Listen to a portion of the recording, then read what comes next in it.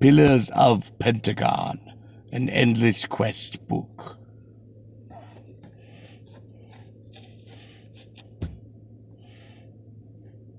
Alright, we got a split vote. Looks like 2 has it. That was tails.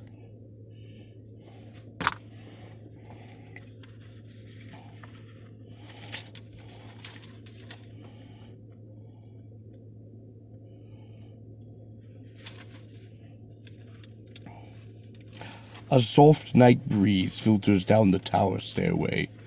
Damp, clammy air filled with the musty smell of dark cellars drifts up from the dungeon stairs. I choose the tower, you say? So be it, says Pentegarn, and he turns upward. You soon stand at the top of the stairs. The path to the tower lies before you. You slowly inch your way along the path, expecting some shriek of discovery at any moment. But nothing happens. Pentegarn whispers.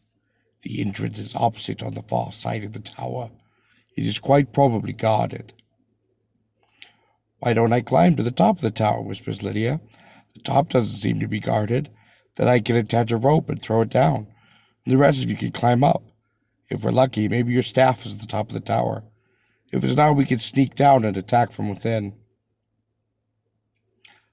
I think that's a good idea, you say? Well, we can always hope, says Pentegarn. In the blink of an eye, Lydia darts away and starts climbing the side of the tower. Even though you look directly at the tower, the elven thief is hard to see. She slips into every shadow as she creeps towards the top. You watch her progress breathlessly. Lydia reaches the top and flashes you a quick smile before she disappears over the edge. Long moments pass, and a cloud of bats burst forth, but you hear nothing else, and no one appears at the tower's edge. Finally, just when you start to fear the worst, a rope flies down and dangles along the side of the tower, but Lydia herself does not appear. Tucking Fox inside your shirt, you grasp the rope and start up. Pentegarn follows close behind, and Baltic brings up the rear in case the old man tires or slips. The climb is a hard one, and the added weight of Fox on your chest does not help. Lydia made it look all so easy.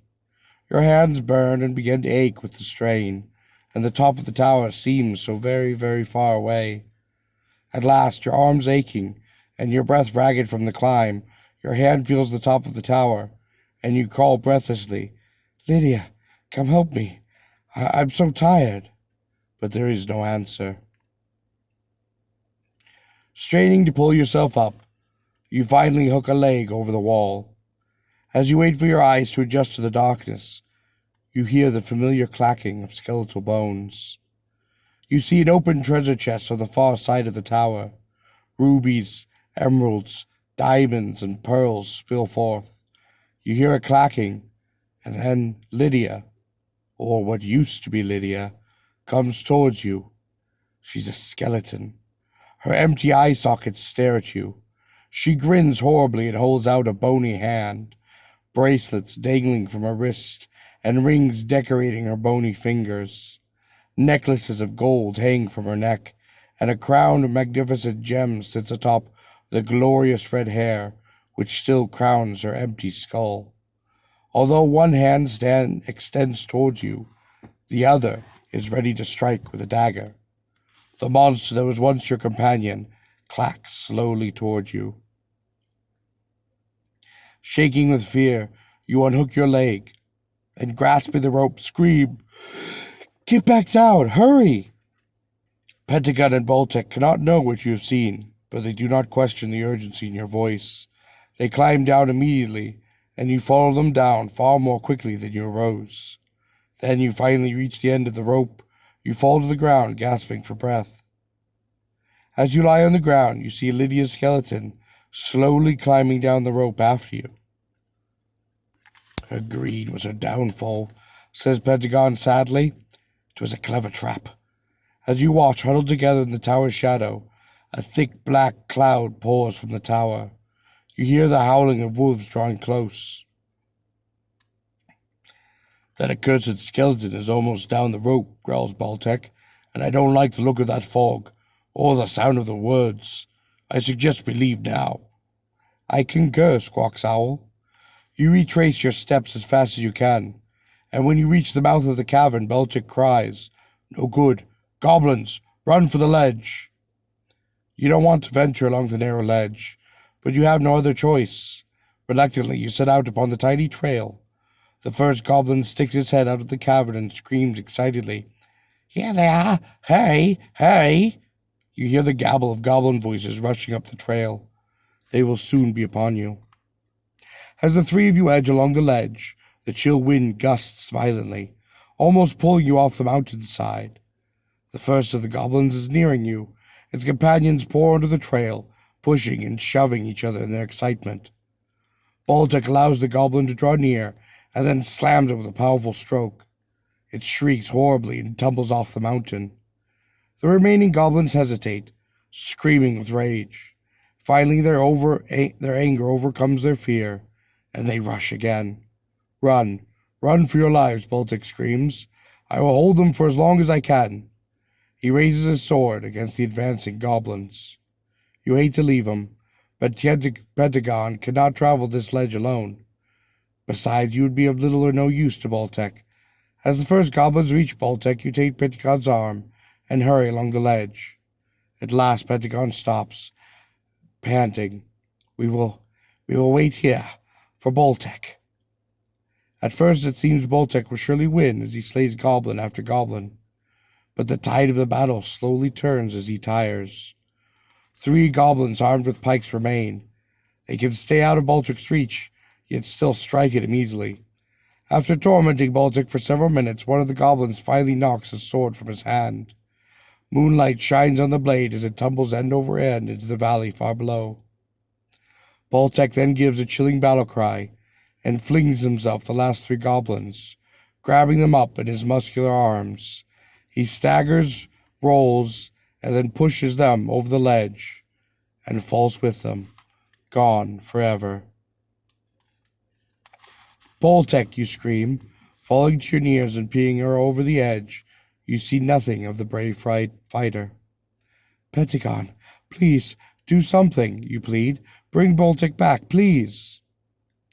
Even I cannot do that, Jamie, the old man says sadly. First Lydia, now Baltic.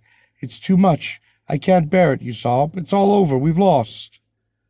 We did our best, Owl says. What more can we do? Yeah, kid, don't be so hard on yourself, says Fox. You were great. Tree will be proud of you. Fox's voice quivers slightly as he speaks. Pentegarn wraps his thin arms about you and pats you on the back gently. Owl and Fox are right. This is not my first failure. We did our best. Some of us gave all there is to give, the very lives. Death is never easy, child, especially those who are left behind to live it. But you can bear it, and you must do so. Otherwise would mean Baltic gave his life for us in vain. Yet the tale is not completely told, and perhaps hope shall grow from this despair, Pentegarn says. Your weeping slowly halts. What do you mean, Pentegarn? Have you ever wondered why you are different from others your age? Why you speak with the animals and understand them?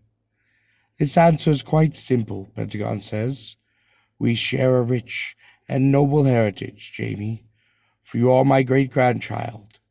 The blood of the kings and queens of Pentegarn flows in your veins, and when I die, the rightful ownership of the staff will pass to you. But before that time arrives, we have many years together to regain what the evil one has stolen. There is a moment of silence, and then Pentegarn speaks again. Come, child, we will go now, but I will teach you all I know. In time we will try again, and one day, ah yes, one day we shall win. The end.